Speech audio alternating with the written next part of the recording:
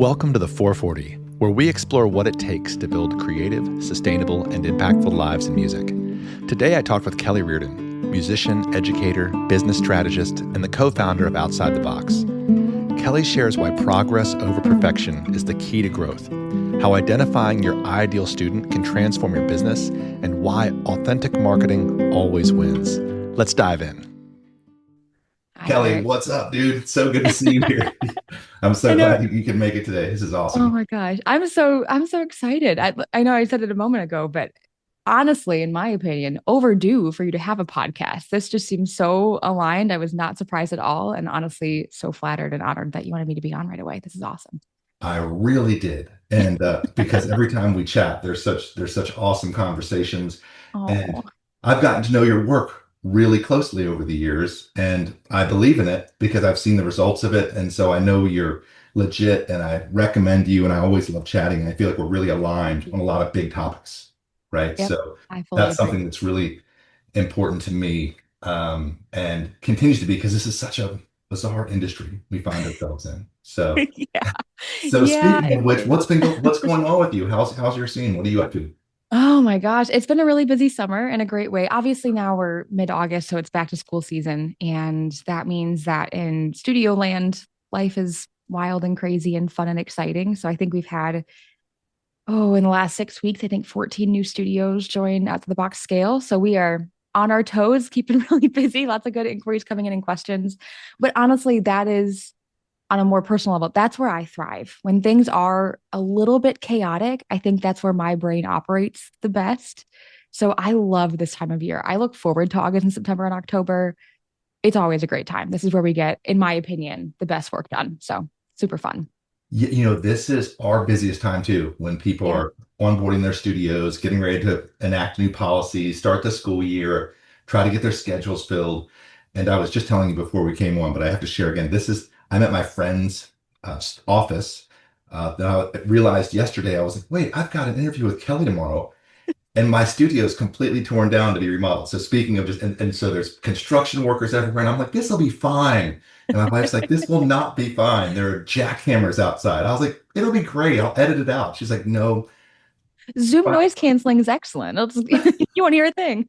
I can edit anything. So yeah, so I understand. Uh, It is definitely a busy and hectic season, and I feel like it is a time of thriving. So you have a yeah. ton of new studios coming in that you're working with. What kind of Yeah. studios are you working with these days? A lot of Mm, mostly single Most providers. Yeah, we work with some multi-teacher programs, but it tends to be mainly because it's the experience that I have. I just really like working with the individual studio owners. It's fun for me to see someone who either has a studio that's established but really wants to take it to full time or next level and really refine their processes, or is starting from scratch. A lot of folks, especially right now, are trying to, as their contracts lapse with other multi-teacher programs, they're trying to exit and do their own individual studio. And I think that's just such a fun transition period to be in as well. So I love to see those studios that are a little bit smaller not only grow to full time, which is always the initial goal, but then do something else from there. Like maybe we're adding in some group classes or an asynchronous program or potentially hiring. But I like to start studios more at square one or two and then get them to that level. It just, I don't know. It's just my personal preference. I think there's a lot more entrepreneurial development and personal development that we get to work on in those stages. And that's a huge passion point of mine, unsurprisingly. So it's just fun to see people going through that part of the journey right now, you know? Hmm. Yeah, I bet. And when they, by the time they're coming around to seeking coaching and help, which the longer that I work in this space, the more it's the great challenge is, and I think when they're coming to you, they're saying, "Oh, I'm open. I'm ready to learn. I Yeah. want help." I think that so many folks, maybe that are on their way to you, or maybe they don't know they need coaching.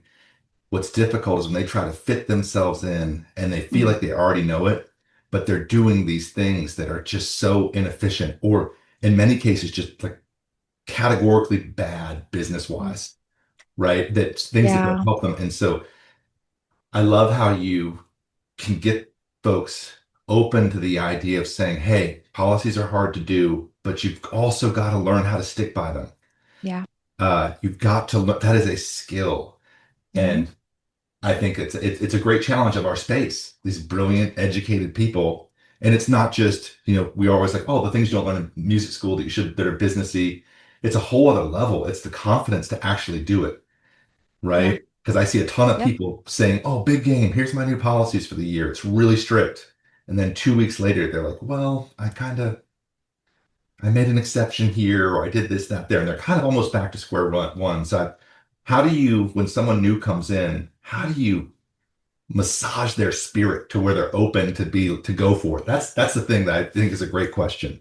Well, I think part of it is when we talk about like coaching fit, and I want to acknowledge for a moment too that coaching, I think it's like a fairly gets a really weird rap, not only in our industry, but just in general, right? The idea of coaching is like, I'm really going to pay someone to tell me how to do it, or like, but I view this more like a private lesson every week, or even really a small group lesson. Like we do a lot of office hours with our clients. Come hang out, silent co-work, ask questions, just meet other musicians and hear what they're working on too and get some inspiration. And I think in those sessions when we're talking about policy, it's really helpful to hear other studios successfully setting their boundaries because when you're doing it in isolation, I think that's one of the hardest parts is that it is just you and your students and their parents and you really don't know other than asking in Facebook groups what do other businesses look like, how are they handling these requests. So having a community of people talking about that openly is always really helpful. I think that's part of it. The other thing is that ideally by the time they're coming to us, yeah, they know that they need help. They've tried some things independently and maybe hopefully have like watched a whole bunch of videos that I put out on social media and tried to apply some of those things and they've made some improvements, but they're looking for that little extra refinement. And I think that's really where we shine. It needs to be an aligned fit. And I try to say to everybody that's looking at joining our program, if it's not the right thing at the right time, we just don't do it. It's okay if right now is not the moment or if, for the studio, but also for support. It has to be a right fit. So I think that's really where we can build rapport and trust in a relationship that when I come back and say, hey, you set this policy and from what you're telling me, you kind of ignored the whole thing and like walked all over your own boundary. Let's talk about how we can maybe change that for this relationship with this particular student and in the future. I think we're coming from a more aligned fit and there's really strong relationship there for me to give that feedback and that support. Does that make sense? Oh, it really Maybe. does. Okay. And Yeah. I think that one of the important things is in my life is one is you'd mentioned community, which is so helpful. Yeah. Seeing other people, that's how I started getting my guitar studio really growing is I saw some guy doing online that was charging more than I was in 2003. And I was like, I should copy this person. And I did. The other one is this idea of just progress over perfection. Is Yeah. like, because it's true. You say, I'm going to really build my studio this year. I'm going to charge more. I'm going to do all these things and I'm going to teach more. And then the reality of, and the day to day can be so exhausting. And you can Yeah. be like, oh, I buckled on this policy. I have this late payment, whatever. I was afraid to make them sign up for automated payments. There's a million things that can happen, and that's okay. And that's where you need someone to say, oh, we all do that. And there's also Mhm. special cases where for some reason your heart said, oh, I'm going to do this. So progress is so impactful. To be just Yes. 10% better is a really big difference, right? And if you can Well, have someone guide you to be like, here's something else you could try next time. yeah. So, Well, and I think a lot of what musicians get really stuck on, and this is so valid, and I've always shared this concern too. We are artists at heart. We really care about the music that we're making, the music that we're helping our students make, and creating a really safe environment for them to express themselves safely.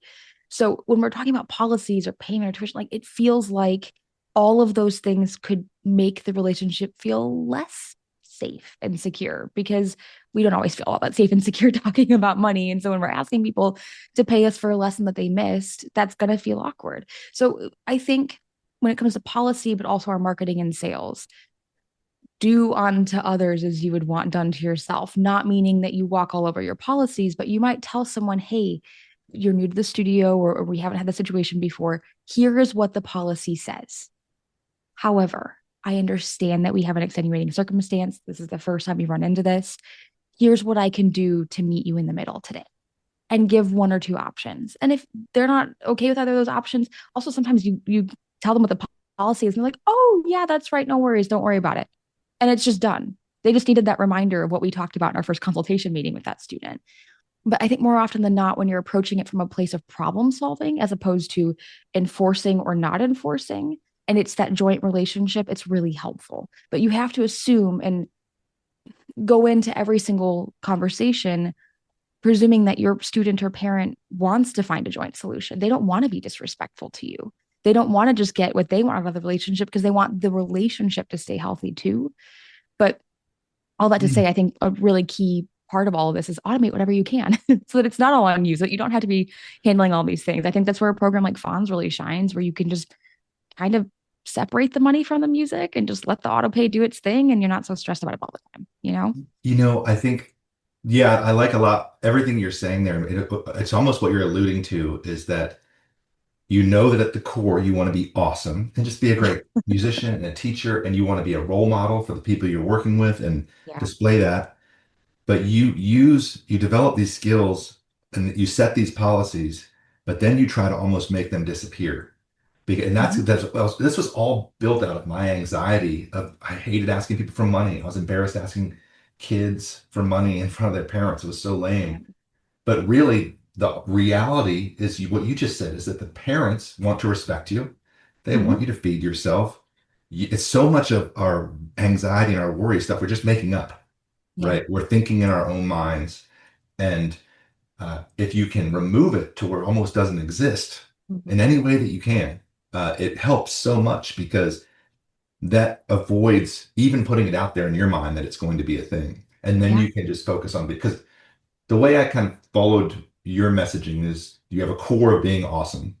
You've got to be awesome, meaning a great teacher, Yeah. dedicated artist, really passionate and purposeful. And from there, you value yourself and you set your pricing. From there, you set a really solid policy and operational structure. And then you work to follow through on it. And then you create a flywheel to where things like marketing becomes a lot of word of mouth, right? Yeah.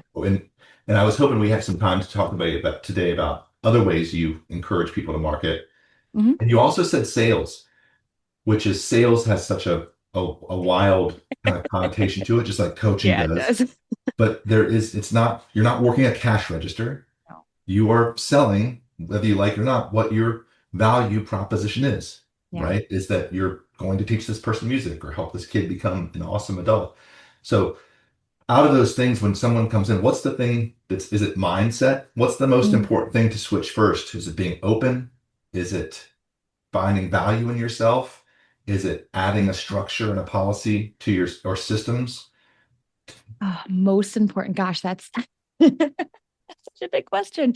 I think the first thing that comes to mind, mm, the first question that we always ask a potential teacher is, "Who is your ideal student?" And when I say ideal, I'm not talking like obviously personality traits and characteristics can be a part of that, or demographics can be a part of that. What I'm really asking is, who is the student that is the most exciting for you to work with because the problems, the goals, whatever technical issues they're running into fits really well with your pedagogy and what you like solving in lessons, and who has the opportunity for results that again align with what you enjoy working on in lessons.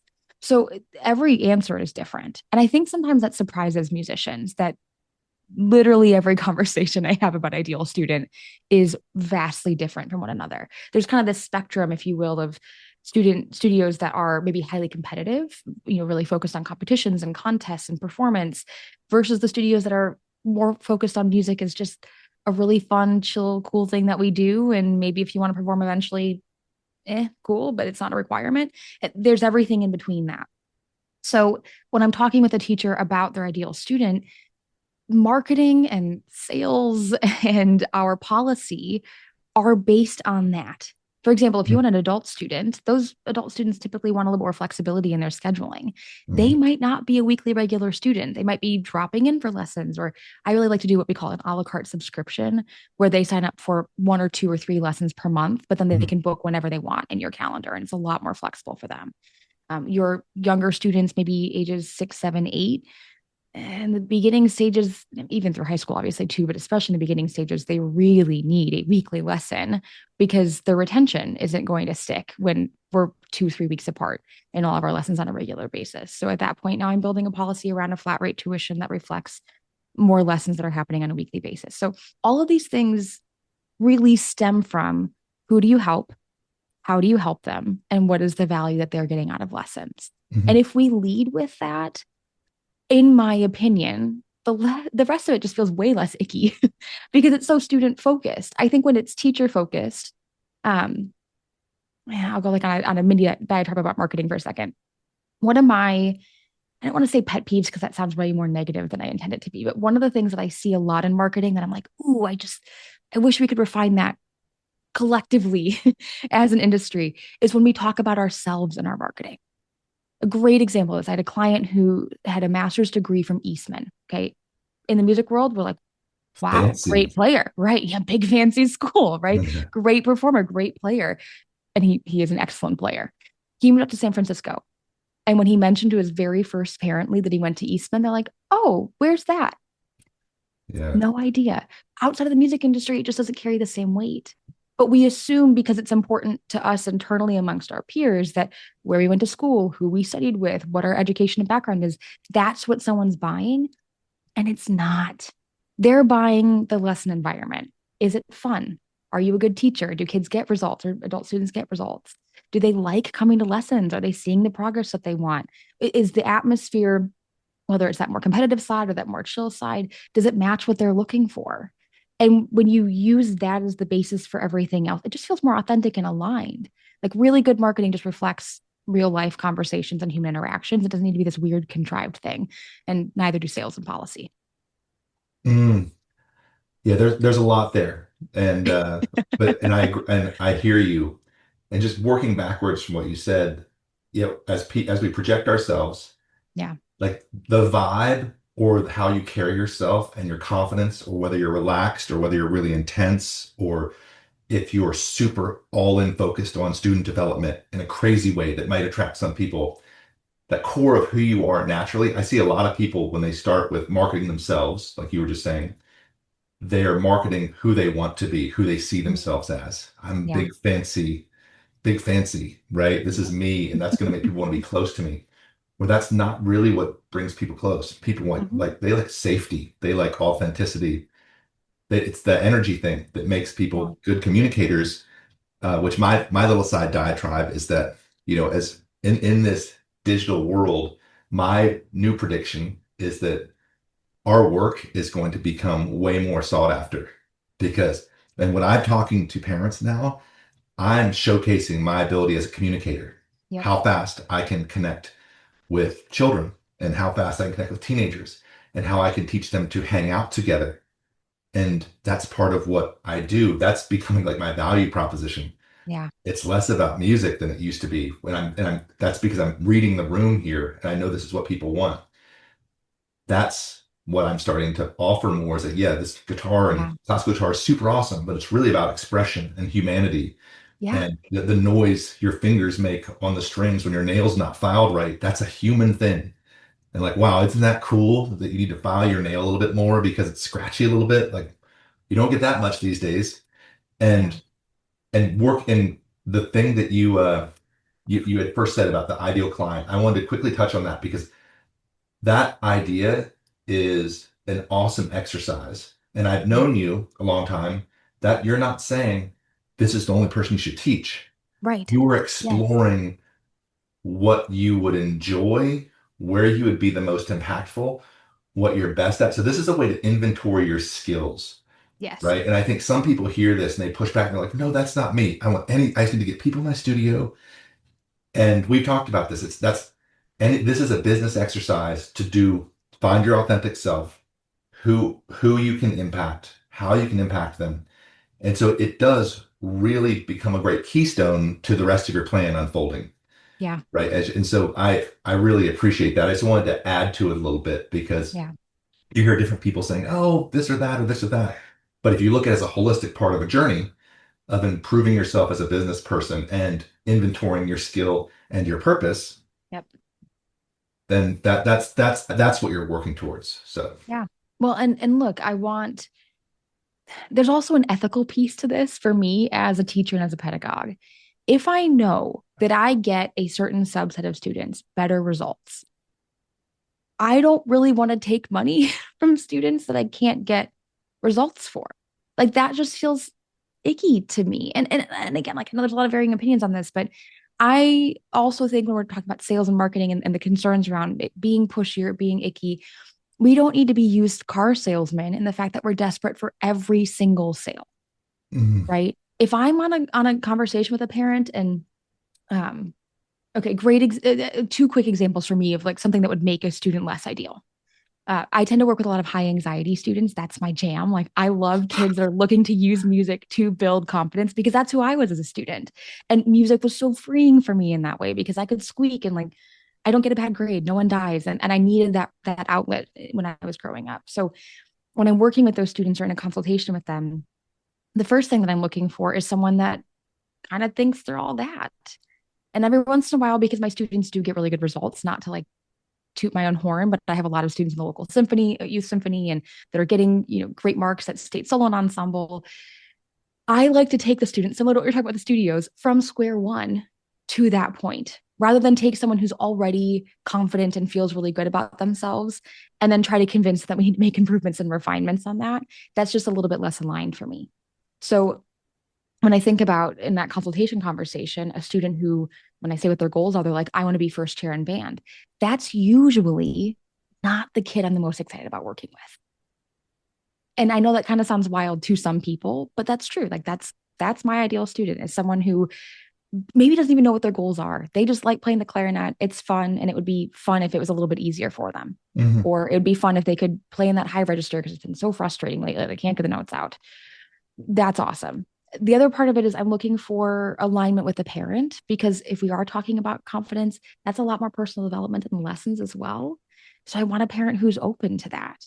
So if the parent is telling me they want their kid to be in youth orchestra or first chair and that's not what the student is saying, I'm that's like a yellow flag for me. We need to suss out a little bit where that's all coming from and where that push is coming from. And sometimes I can ask questions and kind of guide the parent in that direction. Sometimes I can't. And that's usually where I'm pausing the conversation and saying, I've really enjoyed talking with you guys. And also from our conversation, I actually think you'd be a really good fit for my colleague. Let me introduce you guys so that you can have a conversation. And of course, if that's not a fit, feel free to come back. I'm happy to resume this conversation.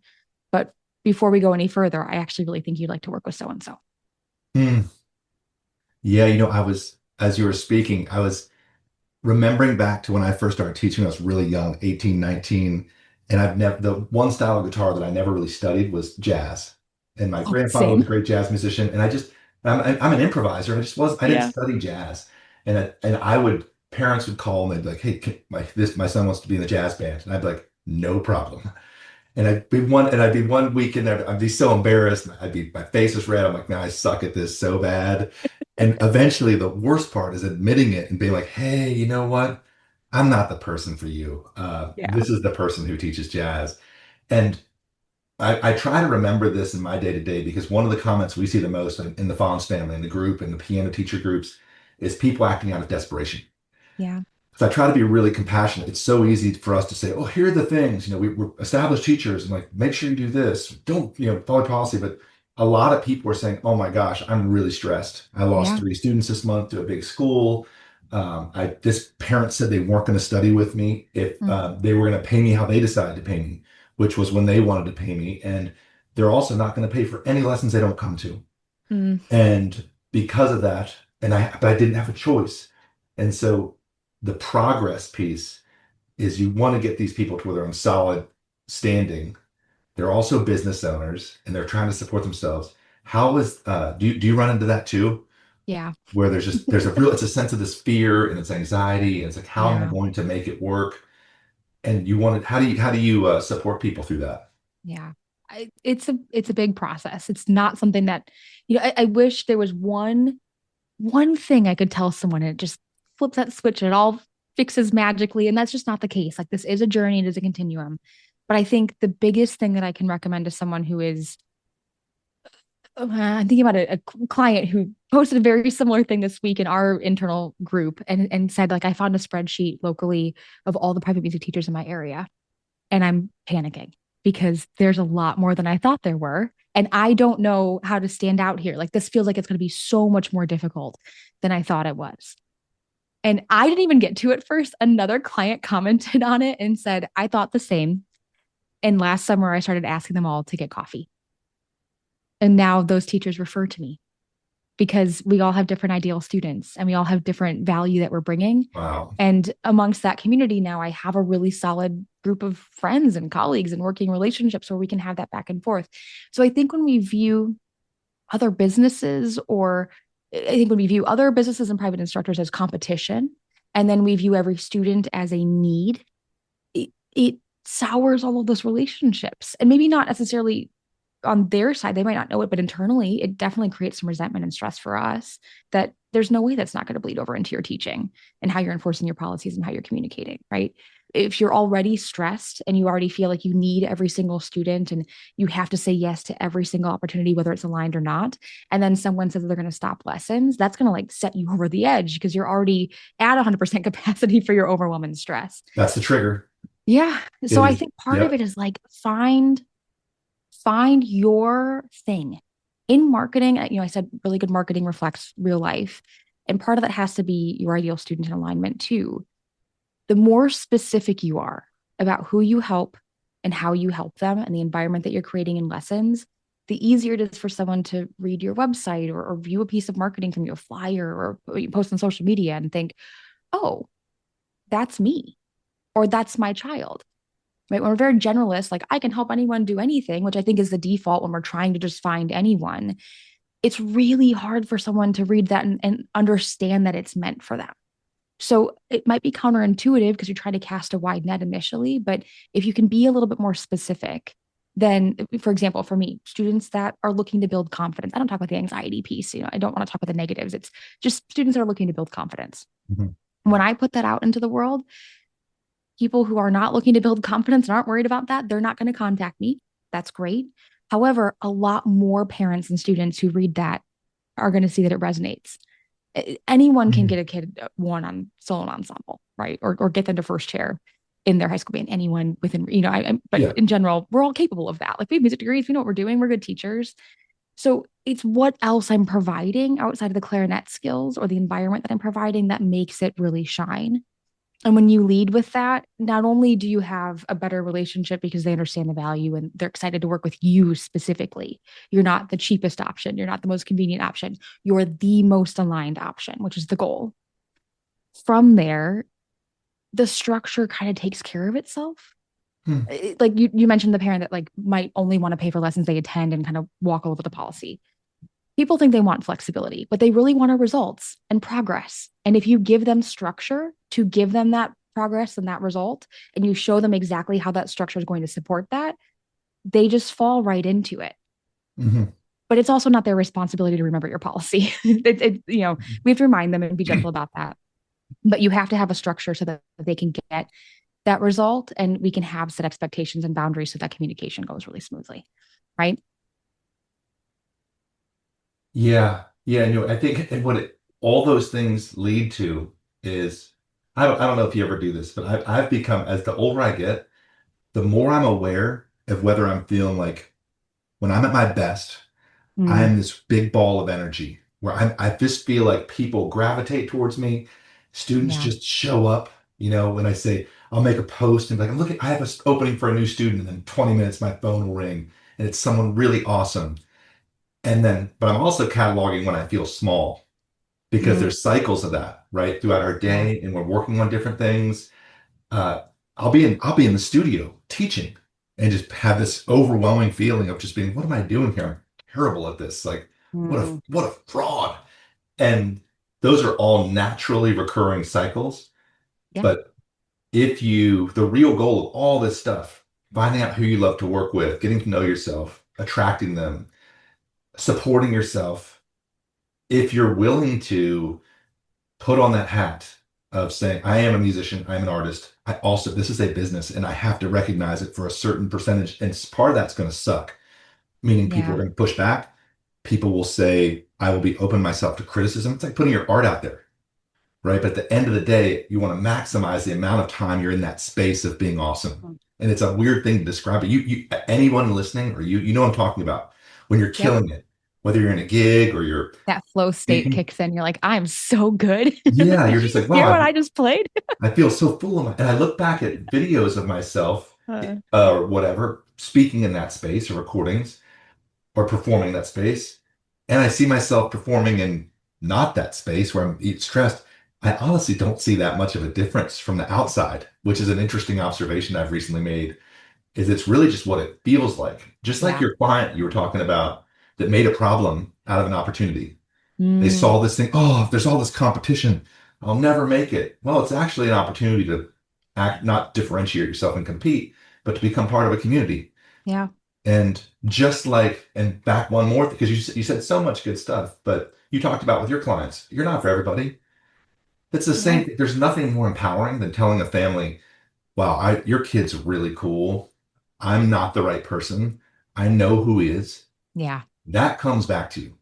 That's a place that Get so many more leads. it comes back to I you.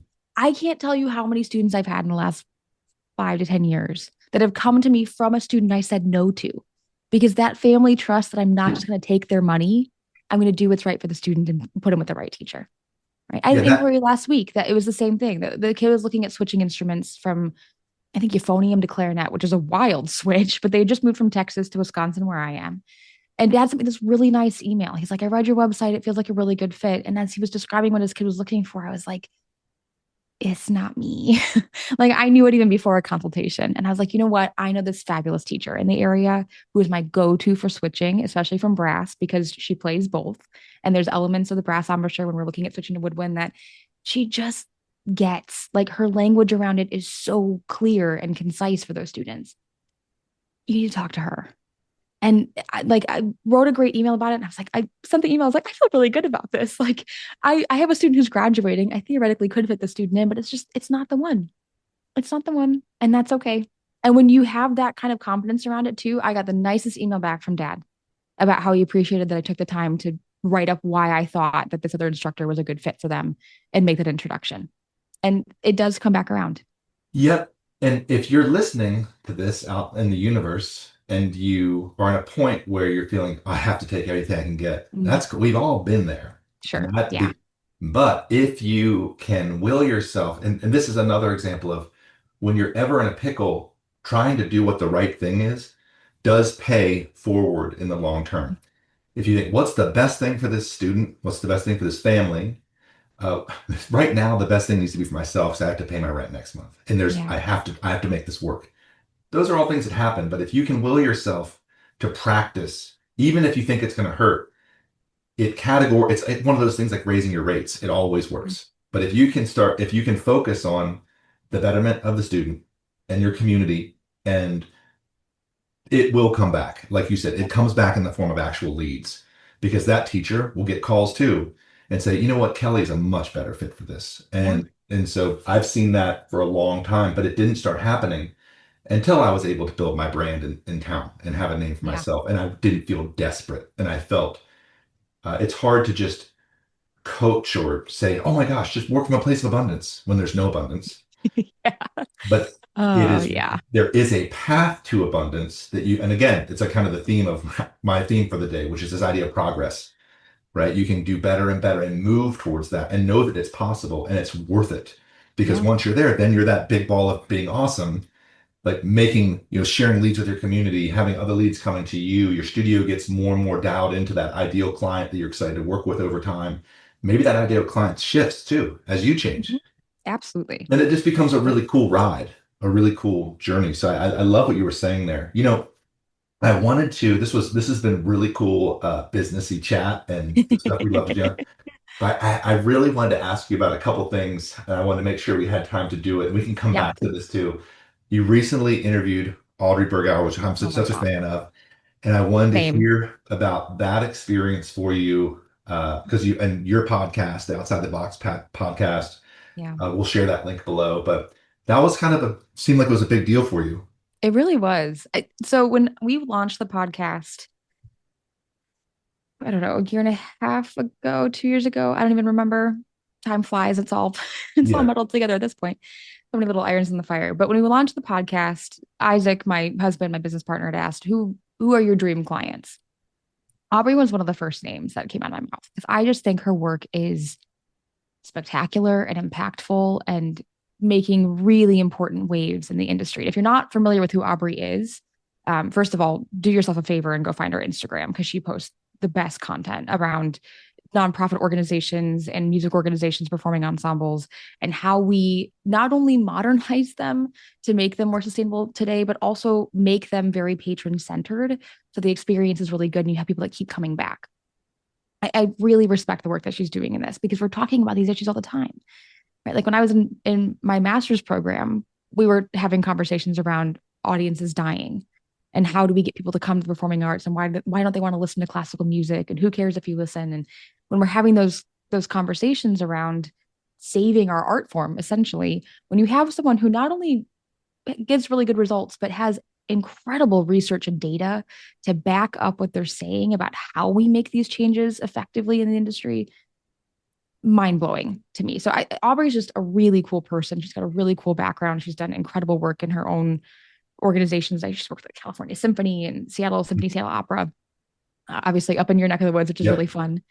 But she also wrote a book recently, and it's actually on my desk. Hold on. I ripped through this thing. I was so into it. It was a great book. It was one of the first like music industry books that I've read in a while where I was like just eating it up. Look at all the tabs that I marked in this thing. Like I just found so much value. I was so into it. So Run It Like a Business was a really great read. And she's speaking mostly to, and this book is really to the Yeah. arts administrative side of things about how you're Yeah. operating these organizations Yeah. to solve There's the serious problems they're facing. And yeah, you know, a her lot of it is content like is so good. it is. And a lot of it is attendance, but it's also programming and it's hiring. And she has a chapter on diversity and how we ensure that the people that are in our organization and our patrons and our musicians all reflect a more well-rounded community and organization so that we're attracting people in the community in a really safe, welcoming environment. Like we had the conversation about what do you wear to the symphony, right? Like all these little nuances that maybe can exclude people accidentally. So it's a really cool book. Even if you aren't working in an organization, I still felt like I was highlighting things that were applicable for our clients, were applicable for organizations that I know of, and even organizations that I myself attend. Like I love going to the Milwaukee Symphony, for Mhm. example. And there are a couple things that I stuck in there that I was like, ooh, wonder if they know this. Yeah. It'd be really cool for them to implement something like this, or what a neat case study and idea that I think would be so fun to implement for these local organizations too. Were you nervous? Oh my God. Yes. Yeah. It was I love our podcast and I've brought on some really great friends, but everybody on the podcast so far is someone that I've talked to in advance. And given the nature of Aubrey's schedule, we didn't have a chance to connect outside of a few minutes before the podcast. So I was definitely anxious about showing up and being prepared. I wrote a ridiculous amount of notes for that podcast. I had all Mhm. this data pulled of things that I was excited to ask her about. And it was just a really cool chat. Like she's, shockingly in the music industry, like just grounded and passionate and really fun to talk to. So it was a great Yes, episode. I mean, it I was. highly recommend it. But also just checking out her work. There's people doing some really cool things in the industry. When you find them, it's just fun to follow along. Yeah, I could tell you were super excited. Yeah, And probably a little too excited. no, yeah. Yeah, Oh my God. I was really happy for you for that. Thank you. Thank you. Yeah, that was a fun one. It really was. And I told her before we started recording too that like I've been thinking about this for a year. So it was just really, really neat to see it to come to fruition. Well, so speaking of that, I thought would be kind of a cool thing to spend a little bit of time chatting about, if you're comfortable with it, is you have a really neat, let's talk about yourself and Mm, the business that you're building and the way you've diversified what you're doing, where mm.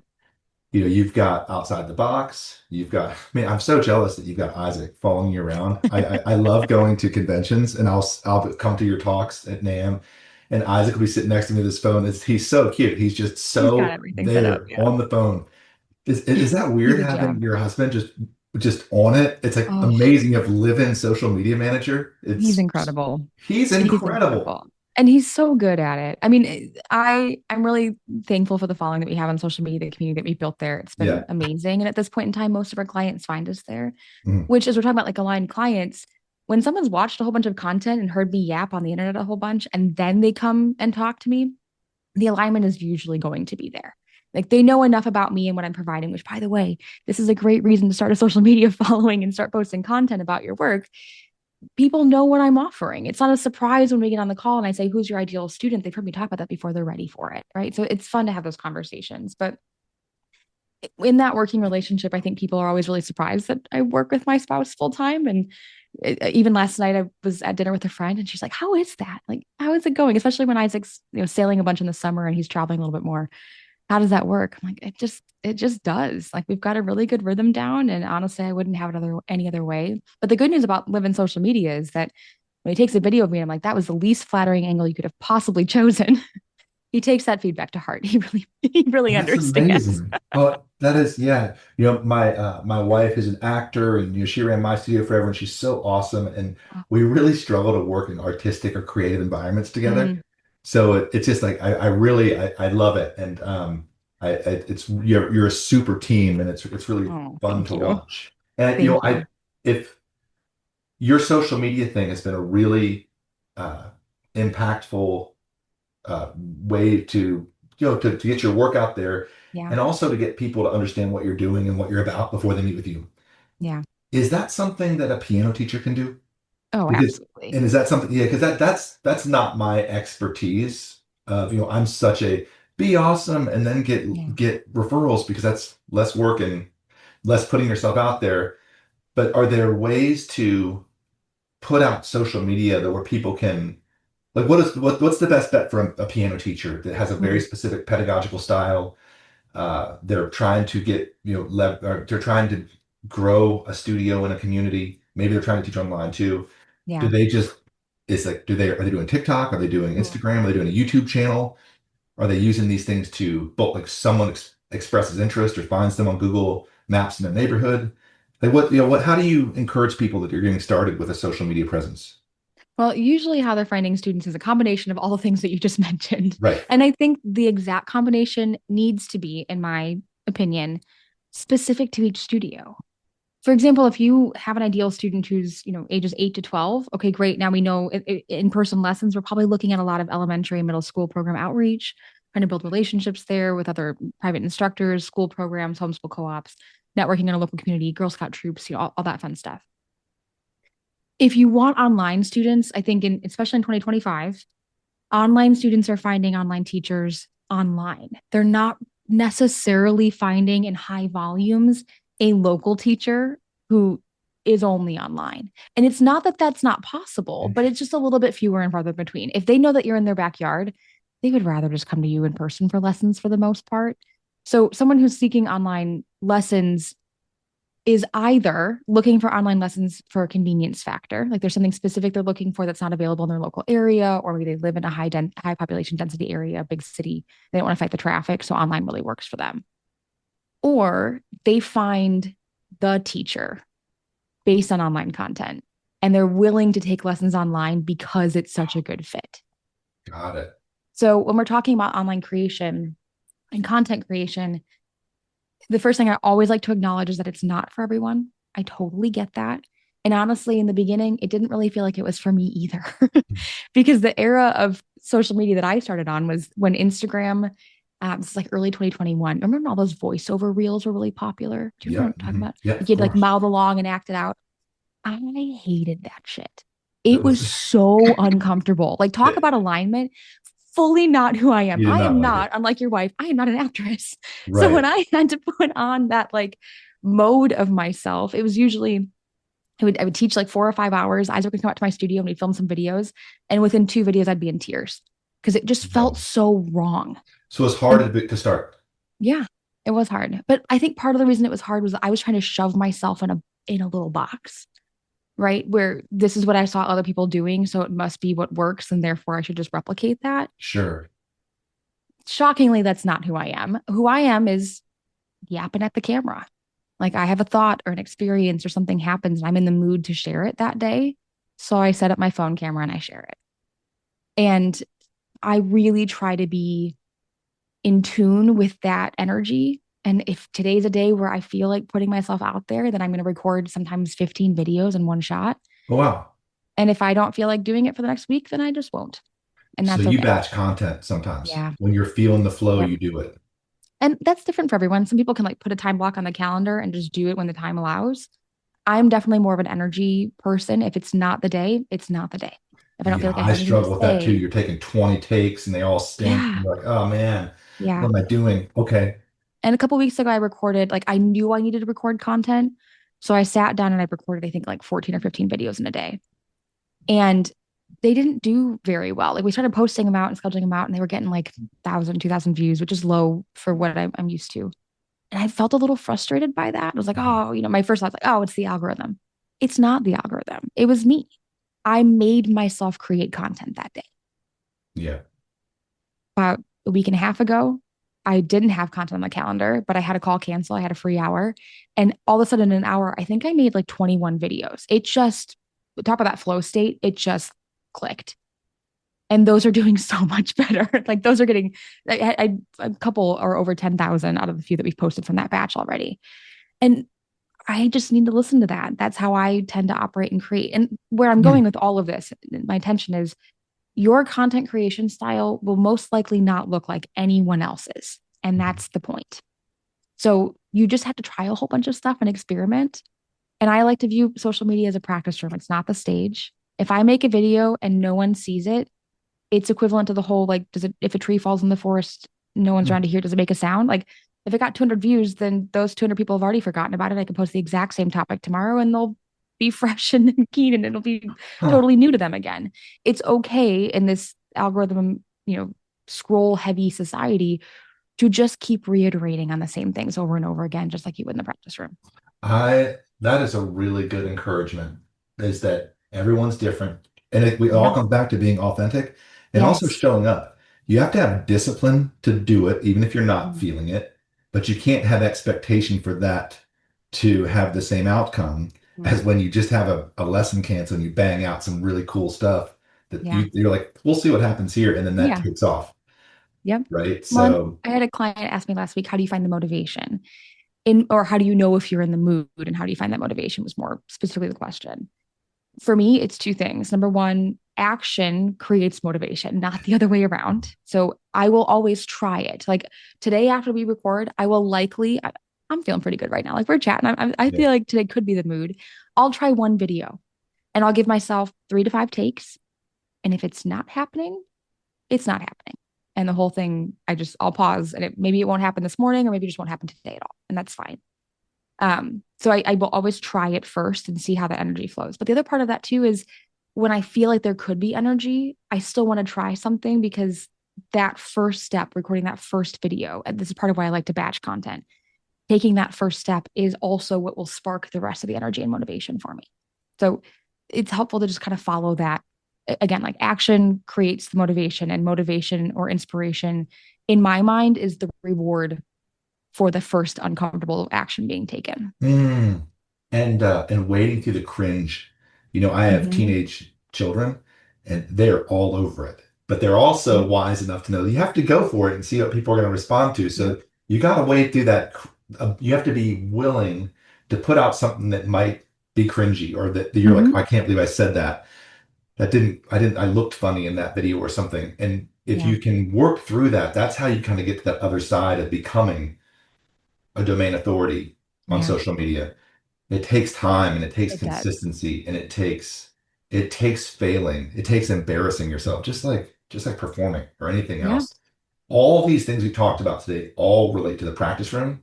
They all Mm-hmm. relate to whether you're building a brand as a coach or being a music teacher or a performing artist. They're all just a human being. They're all the same thing. We want to Yep. make progress. We want to be authentic. We want to market ourselves in a really authentic and honest way, uh, and so I love taking all these ideas and then thinking about them through another lens, Mm. right? You're doing your content. How can you do that for a piano teacher or a guitar teacher that A, you enjoy doing, B, that can help you find ideal students. And I really loved, 'cause I spend so much time with my focus thinking about uh, in-person lessons. Even if they're Yeah. local, even if it's online, I'm usually market locally because that's Mm, just how I'm a Seattle guitar teacher and that's what everybody knows me as. But it's really, I think it's interesting that you brought up that people are seeking, and I can think of, as soon as you said it, I can think of 10 or 12 people, teachers that I know that are getting a ton of requests through their social media for private lessons because of the yep. persona they put out. That, oh, now I know Brenda. She's got this great vibe and Yeah. she's Canadian. What can possibly go wrong? And so they're seeing their content and they're getting these online requests. And that's the path to do it if, Yeah. long term, if you want to. Yep. Well, So, and when you're talking about what we put out there, just think about what you do in your lessons already.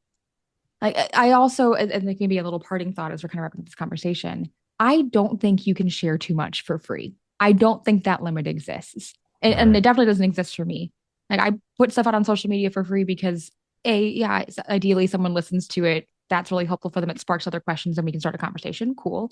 But also, that's not what's in my head when I'm creating the content. When I'm creating the content, it's this thought or maybe I just had a conversation with a client recently, or even this morning, I got a really good comment back on Instagram and that sparked some things. And so in my little Slack channel to myself, I'm like typing away some ideas and things that I want to highlight to make a video on that when I have the energy again. And it's so important to me to create things that do feel aligned because I want to feel like I'm FaceTiming a friend when I'm recording my content, as opposed to like, now I am on camera and I am recording. So, best tip that I could give anyone when you finish your lesson, if there's something that you talked about in several lessons today, if there was a topic or an approach or like an analogy that you used or a way that you explained something and it hit today. Like sometimes those days where you have to use the same phrase in three or four different lessons Yeah. Uh-huh. because you do it in the first one, you're like, oh, that was it. That worked. Okay, now make a video. You just did it. You have that practice and you just did it authentically and in a real way to an actual real life person right in front of you. Turn to your phone, your camera. You don't need fancy equipment. Just hit record and do it again while it's fresh and while it feels aligned. I think that's a really great starting point. Now, again, you might watch it back and think, oh, I didn't, the lighting was kind of crummy or whatever, but at least now you have a starting point to watch and reference to potentially record that again. Hmm. I'd still encourage you to post it and then also reiterate on it and compare those posts and see how they operate so you can do little refinements on that kind of A/B test, if you will. But do it in a way that feels fresh and aligned because it is authentic to what you're already doing. It Hmm. doesn't have to be this big, highly produced, contrived thing. Hmm. Do you encourage people to pick one platform or to start on multiples? I mean, if you're recording, like let's say you're recording a 90-second video consistently, the good news is that you can just cross post that to different platforms. I think that's worthwhile.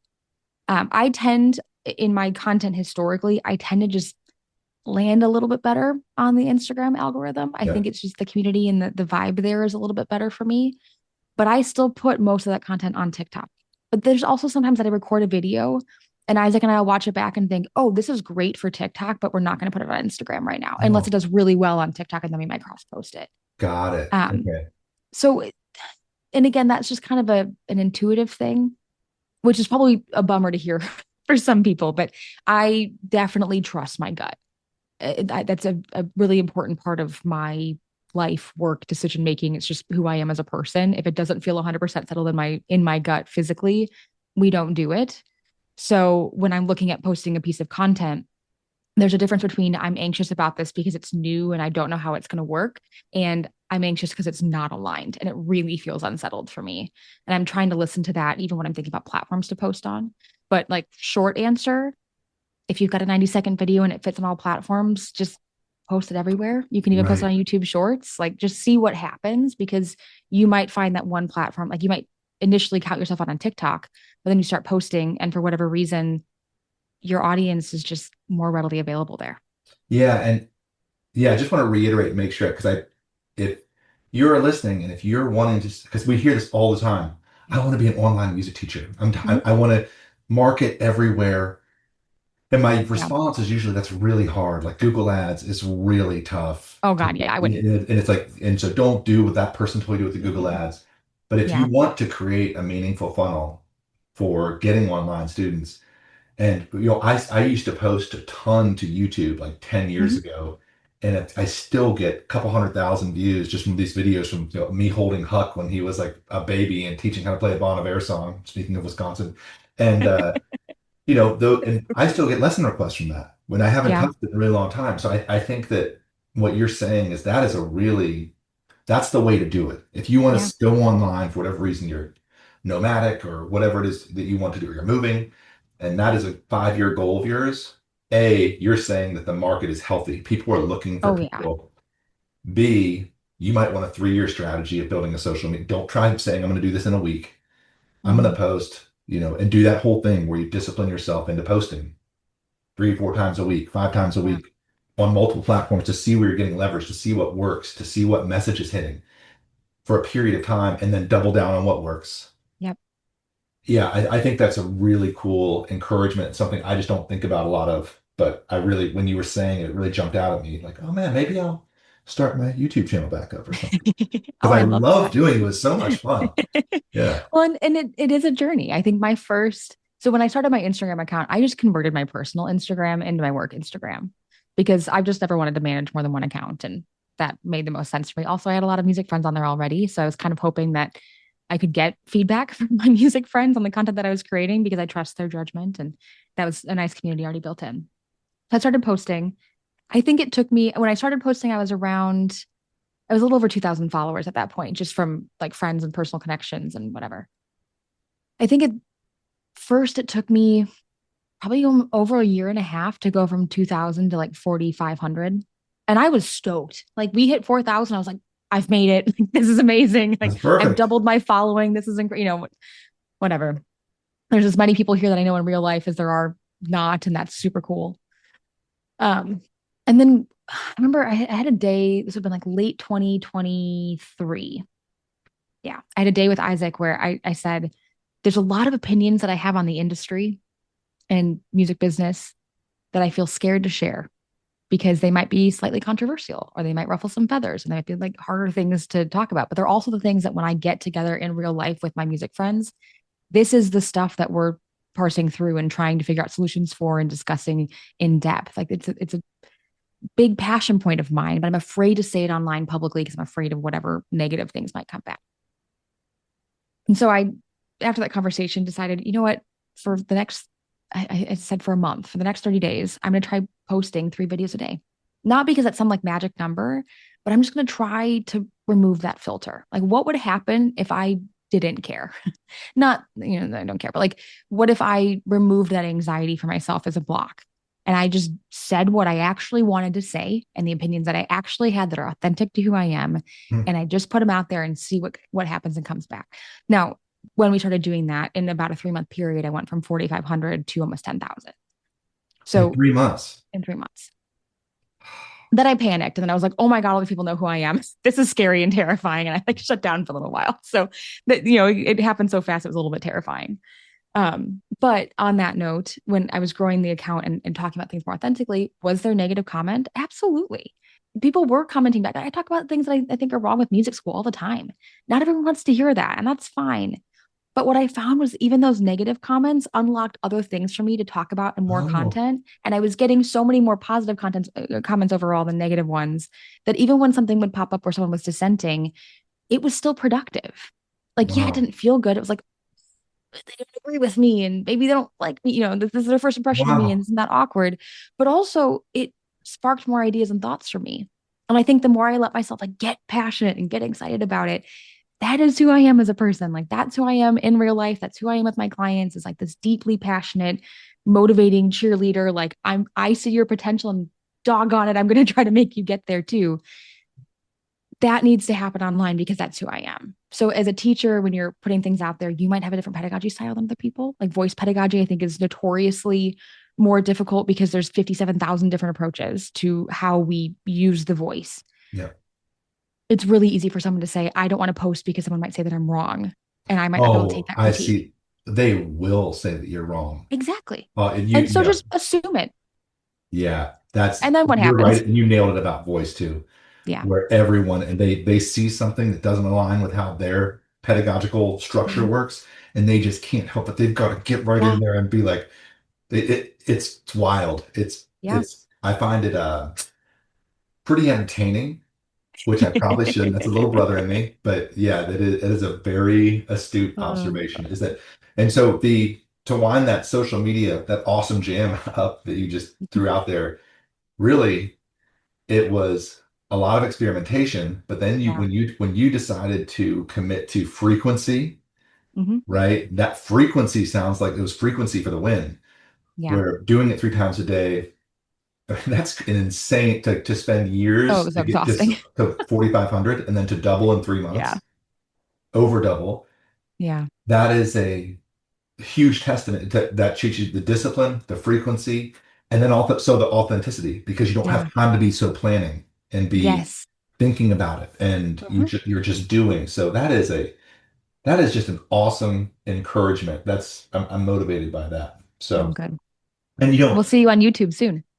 oh yeah, but yeah, I still go watch some of my old YouTubes because it was my I used to record them with my kids when they were babies because I'd be in my studio, which is now torn down, and be practicing and teaching a lesson. And I love going back and you know because Yeah. my daughter is leaving to go to University of Wisconsin-Madison next Yeah, she'll be week, in our backyard. and I'm feeling like I've been spending some time there, and for someone from like Seattle even though I grew up in Virginia in a really rural place, you're not ready for how kind everybody is there. It is the weirdest thing to arrive in the city, and everyone is so like the culture of being nice.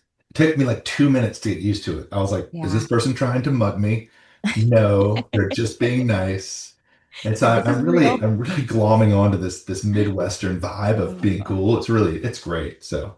yeah, we're super nice. And well, Wisconsin, we're all really nice because everyone's drunk all the time. So there's Oh yeah, gotta lean into those fun stereotypes. But I honestly, was Madison's a informed. great city. Yeah, and I was informed. My daughter was like, uh, if you're 15 and you can drink if you're with your parents in a bar. Yep. And I was like, what? Are you kidding? Mhm. She's like, just thought you should know that, Dad. I was like, But I now, bet you but now did. she's 18, so she can't. Oh, Hmm. is 18 the drinking age there? No, no, it's 21. But because she's over 18, that rule, to my understanding, is null and void. So you're Sorry, fine 80. throwing down from 15 to 18. Yeah, You just gotta take a little no. break. Okay, that is awesome. Oh Well, man. anyway, Yeah, I fun hope Wisconsin facts. I want to wrap this up because I know you've got to run, but I want to have you back on again soon because this was Yeah, just let's do it. so good, and I have a million questions I want to ask you. We could do this all day because we every time we jam, it just goes way too fast. So I hope you will come back again. I'm going to put the links to your Absolutely. podcast and your Instagram. If you're listening to this, you should definitely follow Kelly and follow outside the box, and that works. I think it could be really inspirational. So all those links will be below. Yeah, and hopefully I'll get to see you soon. Yeah, I know. So one of Live these, in person, not at a conference. yeah, just Hopefully hanging out in in Wisconsin. Wisconsin. So I'm Be hoping to awesome. spend more time there. So Oh man. Hope the anyway, move goes well. thank you so much for being here. This was an amazing chat, Kelly. I really appreciate you. Yeah, likewise. Thanks, Eric. You've been listening to the 440 podcast. If you found this helpful, subscribe at Spotify, Apple, or wherever you listen to podcasts, and leave a quick rating. It makes a big difference. To learn more about how to run your teaching studio with less stress and more joy, visit fonz.com. I'm Eric Branner. Thanks for being here.